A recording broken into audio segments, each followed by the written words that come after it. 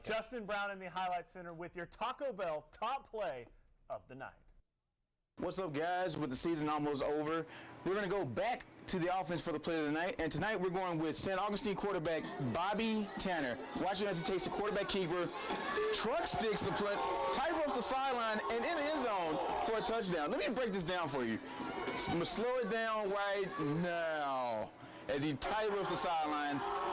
Fellas, that's what you call skill. Ryan Coleman, I'm pretty sure you know how to use that highlight stick, right?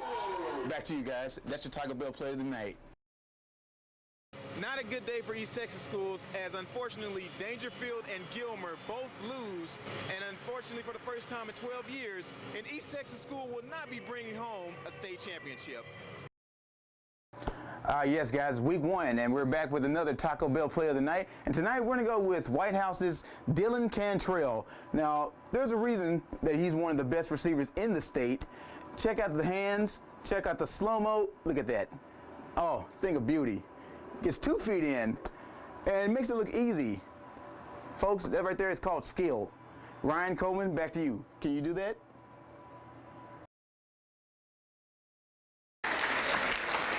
When you're a living legend, you will receive special treatment. Lombardi meant what he said.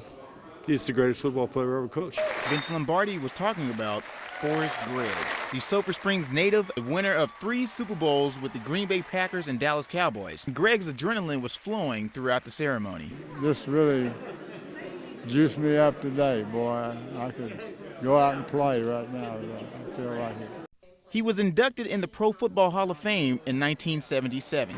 Through All-State and the Pro Football Hall of Fame, Gregg's hometown was able to experience life in football immortality.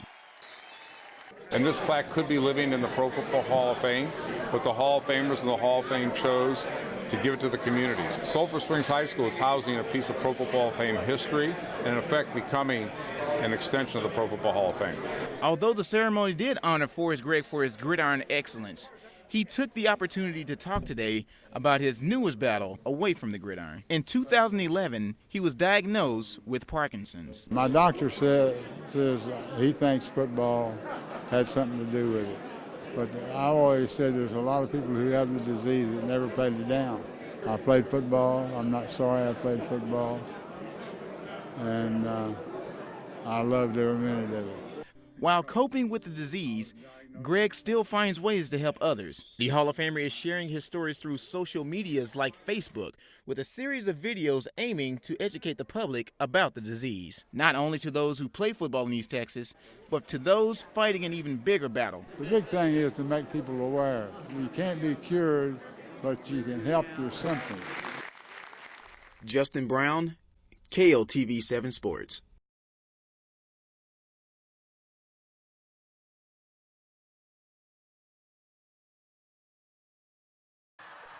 Getting to the state championship game is hard. Winning it is even harder. Unfortunately, the Dangerfield Tigers and the Gilmer Buckeyes did not bring home state titles this year, and for the first time since the year 2000, no East Texas team will bring home a title. The Piney Woods has produced numerous state champions over the last few decades, so this was a rare occurrence. John Tyler's 1994 squad was one of the best in the nation.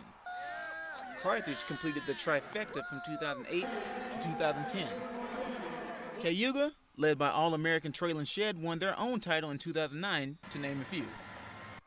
Dangerfield, who was aiming for title number 7, fell to Cameron Yo, a team the Tigers beat 2 seasons ago to win their last title. Dangerfield fell behind early, yet they outplayed their counterparts.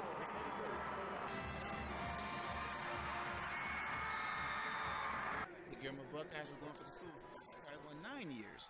The Buckeyes played hard, but the number 1 and undefeated Navasota Rattlers were too much, winning 39-3 and dealing the Bucks the same fate as their fellow East Texas rivals.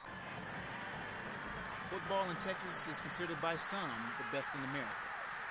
Yes, of course, some may argue the suburban areas have quality teams and premier players, but so does the Piney Woods.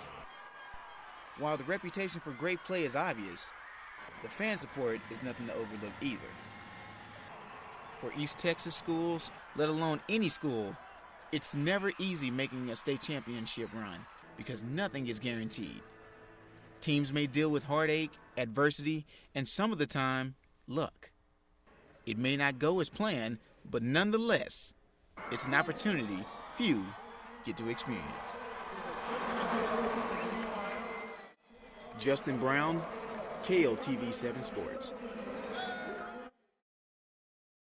KLTV Sports, sponsored by your Texas Ford dealers. Ford is the best in Texas. I'm gonna tell you straight up, if I don't get nothing for Christmas, I'm all right.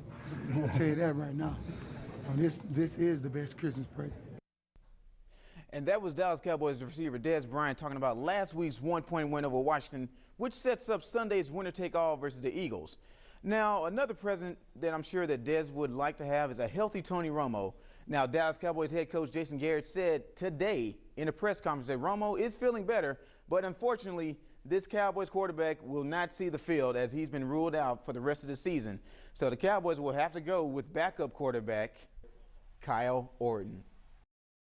New SFA football coach Clint Conk is bringing a total of 5 assistants with him from Central Arkansas.